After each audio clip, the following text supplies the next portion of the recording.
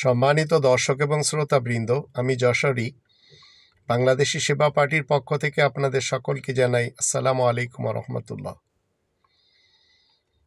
পৃথিবীর ৯০০ কোটি মানুষ সামান্য কজন বাদে সবাই প্রথম শ্রেণীর কাফের অথবা দ্বিতীয় শ্রেণীর কাফের। কিভাবে?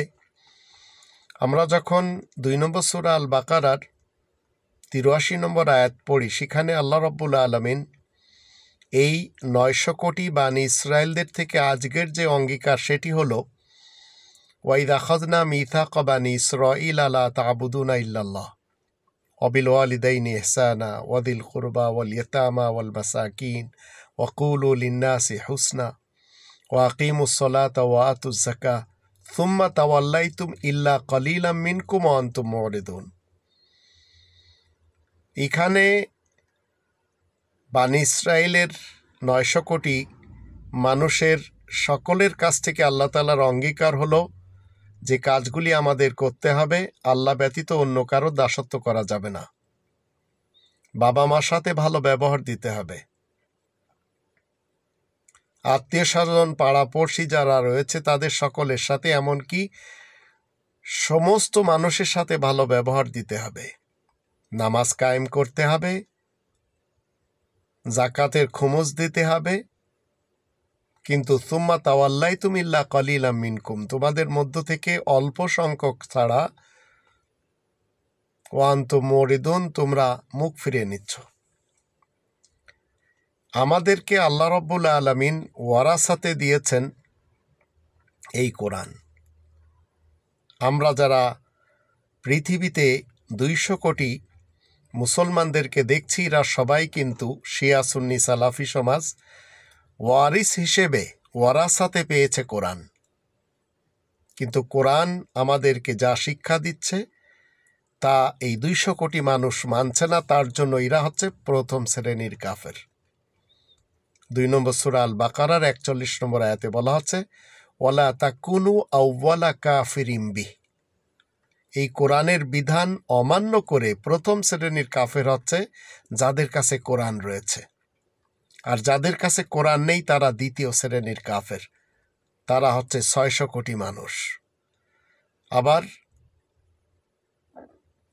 হিন্দুদেরকে যখন দেখি তারা ১০০ কোটি। তো এই ৯০০ কোটি মানুষের আমরা ইহুদি, খ্রিস্টান, বৌদ্ধ, হিন্দু, শিখ, বাহাই, কাদিয়ানি, আহমাদি, শিয়া, সুন্নি, সালাফি, হানাফি, শাফি, মালিকি, হাম্বলি, মাতুরিদি, জারেতুশতি, এমনকি নাস্তিক সমাজ যারা এই পৃথিবীতে বসবাস করছে, এদের সকলকে আমরা যারা আস্তিক রয়েছি দেখেই চলেছি, এরাই হলো প্রথম শ্রেণীর এবং দ্বিতীয় শ্রেণীর কাফের।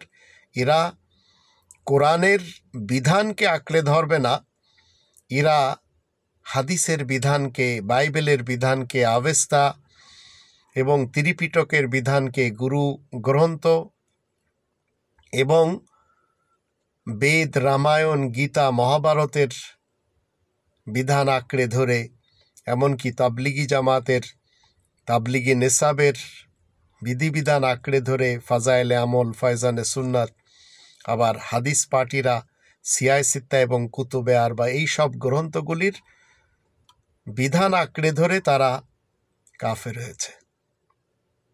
কোরআন আমাদেরকে মাথায় টুপি পরতে বলে না, কিন্তু আমাদের সমাজে যারা টুপি পরে তারা অন্যদেরকে টুপি পরায়।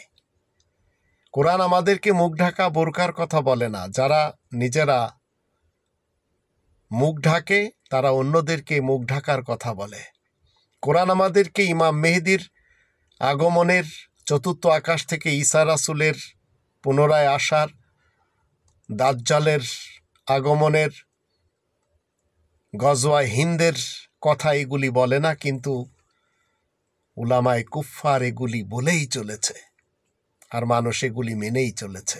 এখন চিন্তা করুন আপনি কোন দিকে যাবেন, কোরআনের দিকে না এই কোরআন বিরোধী যারা ফাদার রয়েছে, রাব্বি রয়েছে, মুরব্বি রয়েছে, হুজুর রয়েছে, পীর রয়েছে, পুরোহিত রয়েছে, পাপা রয়েছে, ঠাকুর রয়েছে, যারা ধর্মের ব্যাপারী রয়েছে, এদের দিকে যাবেন।